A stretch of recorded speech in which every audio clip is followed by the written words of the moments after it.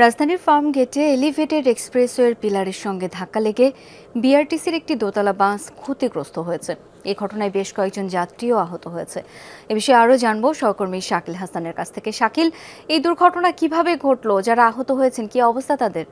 শাওন, রাজধানীর ফার্মগেট আনোয়ারা পার্কের ঠিক কোনায় যেখানে এক্সপ্রেসওয়ের একটি অংশ এসে নেমেছে, ঠিক সেই জায়গায় যে পিলারের যে বাড়তি অংশটুকু রয়েছে আপনি দেখতে পাচ্ছেন, ঠিক সেই জায়গাটিতে খানিকটা ক্ষতিগ্রস্ত হয়েছে এবং এখান থেকেই কারওয়ান বাজার থেকে একটি ডাবল ডেকার অর্থাৎ দোতলা বাস কারওয়ান বাজারের দিক থেকে এসে খামারবাড়ির দিকে মানিক মিয়া অ্যাভিনিউর দিকে গাড়িটি যাচ্ছিল এবং সেটি টার্ন বামে মোড় নেওয়ার সময় ওখানে সেই পিলারের বাড়তি অংশে গিয়ে আটকে যায় এবং সেখানে গাড়িটি বেশ খানিকটা ক্ষতিগ্রস্ত হয়, অর্থাৎ গাড়ির যে উপরের যে অংশটুকু রয়েছে সেই অংশটুকু পুরোই ভেঙে গেছে এবং সেখানে যারা যাত্রী ছিলেন তারা বেশ কয়েকজন আহত হয়েছেন। পরে পুলিশের রেকার এনে সেই গাড়িটি সরিয়ে নেওয়া হয় এবং যাত্রী যারা আহত হয়েছিলেন তাদের চিকিৎসার ব্যবস্থা করা হয়।